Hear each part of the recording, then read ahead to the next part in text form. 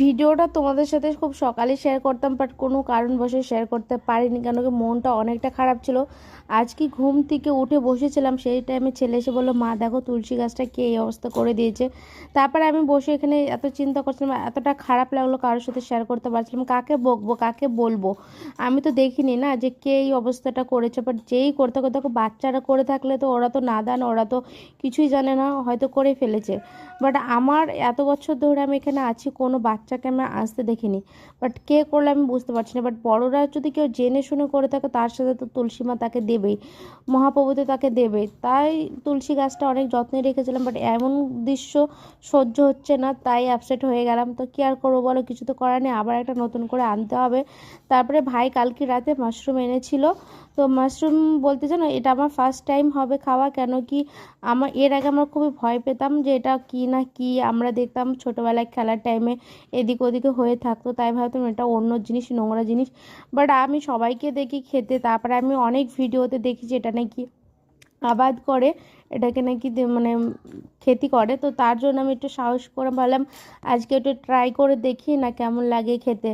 তো আমি সেই জন্য আজকে এই মাশরুমের রেসিপিটা তোমাদের সাথে কিছুটা হয়তো শেয়ার করতে পারবো, আর কিছুটা শেয়ার করতে পারবো না, কেন কি আমার ফোনে চার্জ ছিল না পুরো ভিডিওটা শেয়ার করার আগেই, মানে ভিডিওটা করার আগেই মানে মোবাইল সুইচ অফ হয়ে গেছিলো। তাই যেটুকু পার্ট ভিডিও করতে পেরেছি ওইটুকু তোমাদের সাথে শেয়ার করছি। তো প্রথমে তো আমি সবচেয়ে প্রথম মাশরুমগুলো কেটে নিয়েছি, কেটে নেওয়ার পর এখানে নিয়ে নিয়েছি পেঁয়াজ, কাঁচা লঙ্কা আর আদা। তো চলো এগুলোকে ঝটপট করে কেটে নিতে, দেখতেই পাচ্ছ এইভাবে আমি কেটে নিয়েছি। এই রেসিপিটা আমারই, আমি নিজেই তৈরি করেছি আজকে। আর তো তোমরা চাইলে তোমাদের মতন করে বানিয়ে নিও, নইলে তোমরা ইউটিউবে অনেক ভিডিও আছে সেগুলো দেখেও বানিয়ে নিতে পারো। আর ভালো লাগলে আমার রেসিপিটাও ট্রাই করতে পারো, এটা আমি আমি নিজেই তৈরি করলাম এই রেসিপিটা। তো চলো রান্না করি, তারপর দেখা যাবে কেমন হবে খেতে। তো পরে একটু রসুন কুচিয়ে নিয়েছিলাম, সেটাও তেলে দিয়ে দিলাম।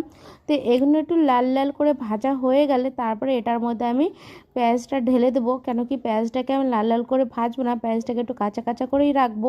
তো দেখতে পাচ্ছ যে এই 3টি পেঁয়াজ আমি কেটে রেখেছিলাম, সেই 3টি পেঁয়াজ আমি দিয়ে দিলাম। আর তোমরা হয়তো আমার কড়াটা দেখে হাসি পাচ্ছে হয়তো, বাট কিছু করার নেই জানো তো, কেন কি একটা ভালো কড়াই ছিল আমার কাছে, মানে কালো হয়ে গেছিলো, ওটাকে চেঞ্জ করে এটা নিয়েছিলাম। আর এটা এতটা পাতলা, আমি মাজতে মাজতে মানে আমার হাত ঘেঁষে যাচ্ছে, সেই জন্য আমি আর ঠিকঠাক করে মাজা ছেড়ে দিয়েছি। ভেবেছি কি এটাতে ভাজাভুজির জন্য কাজে আসবে, আর একটা বড় কড়াই আছে, ওটা ওটা অন্য কিছু রান্না করার জন্য রেখে দিয়েছি। তো তারপরে এই যে ফোন সুইচ অফ হয়ে গেছিলো, আগেরটা দেখাতে পারিনি, তা রান্না হয়ে গেছে, তাই খেতে বসে গেছি। তো চলো কেমন লাগে খেয়ে একটু দেখে নিই। তো সত্যি কথা বলছি অনেক সুন্দর হয়েছিল। ভিডিওটা তোমাদের ভালো লাগলে লাইক কমেন্ট সাবস্ক্রাইব করে যাও, দেখাবো অন্য ব্লগ।